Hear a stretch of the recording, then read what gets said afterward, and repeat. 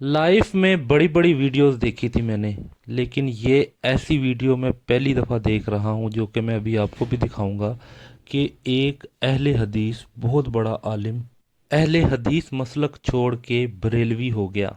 बड़ी हैरत की बात है कि एक बंदा कुरान और सुन्नत के मनहज पर हो, उसका पूरा ख़ानदान कुरान और सुन्नत के मनहज पर हो और वो कुरान और सुन्नत का मनहज छोड़ के बरेलवी हो जाए। ये पहली दफ़ा ही मैंने सुना है और ये पहली दफ़ा ही मैंने देखा है, जो मैं अभी आपको भी दिखाऊंगा। लेकिन इस बंदे के जो इतराज़ात है ना कि उसने अहले हदीस मसलक क्यों छोड़ा, वो इतराज़ात इसके अजीब थे। उसने इतराज़ ऐसे उठाए कि अहले हदीस कहते हैं नाउज़ुबिल्लाह माज़अल्लाह के हमारे प्यारे नबी सल्लल्लाहु अलैहि वसल्लम एक आम इंसान है, जो कि अहले हदीस नहीं कहते।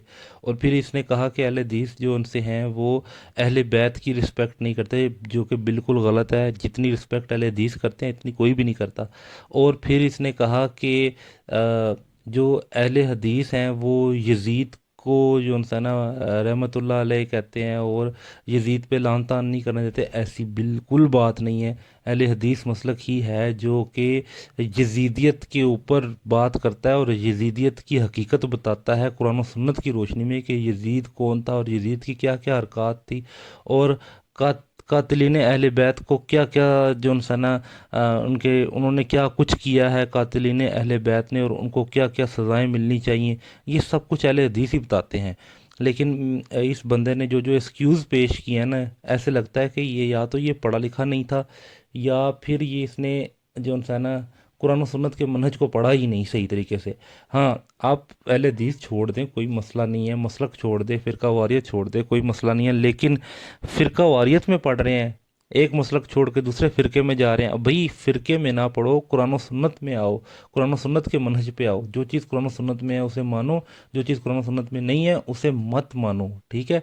और किसी की भी तकलीद ना करो। तकलीद करनी ही है मतलब कि किसी को फॉलो करना ही है, किसी को बिल्कुल आपने ए टू जी फॉलो करना है तो हमारे प्यारे नबी सल्लल्लाहु अलैहि वसल्लम को फॉलो करो। एनी हाउ मैं आपको इसकी वीडियो दिखाता हूँ कि इसने कुरान और सुन्नत का मनहज छोड़ के बरेलवियत क्यों इख्तियार की, तो ये देखें। बिस्मिल्लाहिर्रहमानिर्रहीम। जमात अहले सुन्नत लाहौर कैंट के उलमा का इजलास है।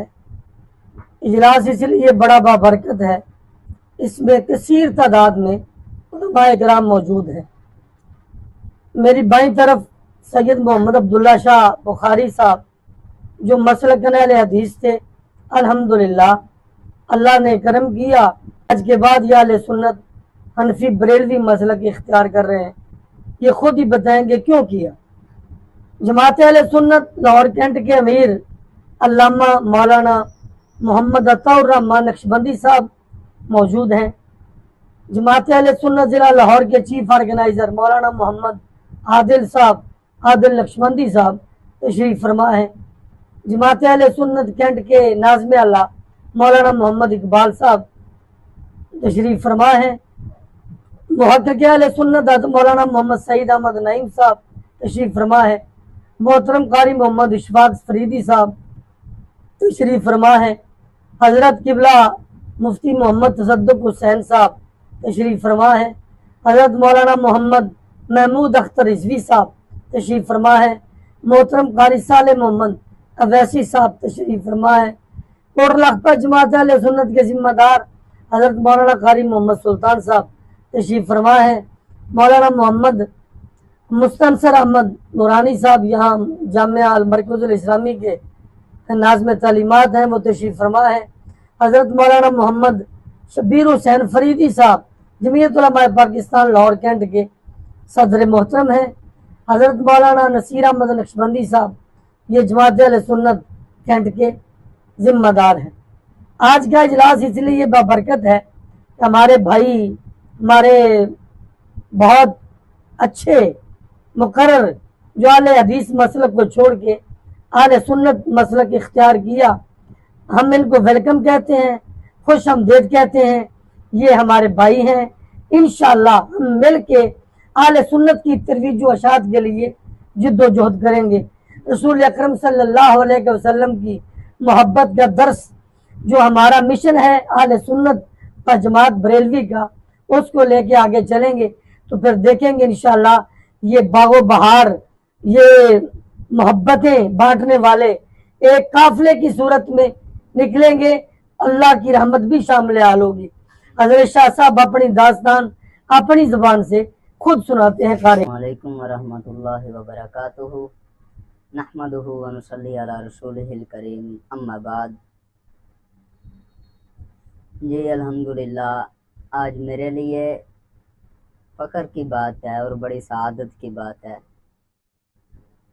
कि अल्लाह पाक ने आज मुझे मसलक हक़ अहले सुन्नत कबूल करने की तौफ़ीक़ अता फ़रमाई और अल्लाह पाक ने राह हक़ दिखाई। मैं अल्हम्दुलिल्लाह सैयद घराने से मेरा ताल्लुक़ है और दादाजी पहले अहले सुन्नत थे, लेकिन वालिद साहब अहले हदीस मसलक को उन्होंने कबूल कर लिया और अहले हदीस हो गए मेरी पैदाइश से पहले। उसके बाद मैं भी अहले हदीस लोगों में पला बड़ा। मेरे मामू जी भी अहले हदीस, मेरा ननियाल सारा टोटली तौर पे अहले हदीस है और मैंने अल्हम्दुलिल्लाह अहले हदीसों के जामिया में ही अपना दीनी तालीमात जो हैं वो हासिल की, हिफ़्ज़ और उसके बाद तजवीदुल कुरान, उसके बाद दर्स निज़ामी मुकम्मल अल्हम्दुलिल्लाह, और उसके बाद अल्हम्दुलिल्लाह 4 साल मसलक अहले हदीस के स्टेज पे मसाजिद में खताबत की और अल्हम्दुलिल्लाह एक अच्छी पोस्ट पे की। अल्लाह ने अरूज दिखाया मसलक अहले हदीस में। लेकिन बचपन से ही शायद ये इश्क़ सरकार का असर था कि बचपन से ही मैं कुछ सवालात उस्ताज़ा से करता था। नबी करीम सल्लल्लाहु अलैहि वसल्लम के मुतल्लक जब कहा जाता कि हम जैसे हैं नाउज़ुबिल्लाह, या फिर फौत हो चुके हैं, या फिर ऐसी बातें बनाई जाती या इल्म गैब नबी पाक सल्लल्लाहु अलैहि वसल्लम के पास ना होने वाली बातें की जाती, तो फिर मैं सवालात करता लेकिन मुझे चुप कराया जाता। फिर अहले बैत अलैहिमुस्सलाम उनके बारे में मामलात, उनके बारे में बुग़्ज़ जब मैंने देखा, और यजीद जो कातलीन अहले बैत में सबसे अव्वल नंबर पे आता है, उसकी हिमायत करना, उसको अमीरुल मोमिनीन कहना, उसको रहमतुल्लाह अलैह कहना, फिर ये कहना कि जो इस पे लानत भेजेगा, यानी कि दुश्मनान अहले बैत पे जो लानत भेजेगा वो काफिर है। ऐसी चीज़ें जब मैंने सुनी तो फिर अंदर से आवाज़ दी ज़मीर ने, और शायद ये इसके सरकार का असर था कि जिनके सदक़े में, जिनकी वजह से, जिनकी निस्बत से सैयद घराने को इज़्ज़त मिलती है, जिनकी वजह से, जिनकी निस्बत से सैयद घराने का एहतराम किया जाता है, हम उनकी आल होकर भी दुश्मनाने अहले बैत का दफ़ा करेंगे, उन्हें अमीरुल मोमिनीन कहेंगे। तो इसलिए फिर मैंने तहकीक शुरू कर दी। अल्हम्दुलिल्लाह 1 साल तहकीक की, अकीदा आला हज़रत पढ़ा, देवबंदियों का भी अकीदा पढ़ा, अशरफ अली थानवी, मौलाना अशरफ अली थानवी साहब को भी पढ़ा, और दीगर मकतबा फ़िक्र मुल्ला बाकर मजलिसी को भी पढ़ा इस मामले में। लेकिन इश्क़ हजूर में और इश्क़ अहले बैत में जो मुझे अकीदा शराबूर नज़र आया वो अकीदा अहले सुन्नत था। और अल्हम्दुलिल्लाह मैं सोच समझ के फिर सारी तहकीक करके अकीदा अहले सुन्नत को कबूल करने के लिए काफ़ी देर पहले तैयार हो गया था, लेकिन कुछ वजूहात रही। फिर अल्हम्दुलिल्लाह सुम्मा अल्हम्दुलिल्लाह 3 मुहर्रमुल हराम को कुछ मामलात ऐसे पेश आए कि फिर से यजीद के मुतल्लक गुफ्तगू हुई, फिर से वही रहमतुल्लाह अलैह अमीरुल मोमिनीन कहा गया और मुझे चुप करा दिया गया। जब मैंने लानत भेजी तो तरह तरह की बातें बनाई गई, जवाब देने के बदले दलाइल देने की बजाय उन्होंने जो है चुप कराना शुरू कर दिया, धमकियां लगानी, ये वो जी, अगर बात की तो ऐसा कर देंगे, अगर यजीद के बारे बात की तो मुर्तद हो जाओगे, फलां ये वो। तो मैंने फिर ये फैसला किया कि जो मसलक इश्क़ सरकार से, मोहब्बत रसूल सल्लल्लाहु अलैहि वसल्लम के और मोहब्बत अहले बैत से खाली है, उस मनहज में रहने का, उस स्टेज पे रहने का फ़ायदा ही नहीं है। جو بھی مل رہا ہے یا پھر عزت ملی ہے, کوئی عہدہ ملا ہوا ہے, یا پھر کسی تنظیم کا میں حصہ ہوں, یا پھر کوئی گلدستہ چلا رہا ہوں, یا پھر خطیب ہوں, جتنا بڑا بھی خطیب ہو بندہ, لیکن جب حق پہ نہ ہو تو اس کا فائدہ ہی نہیں ہے, پھر وہ دنیا داری ہوتی ہے.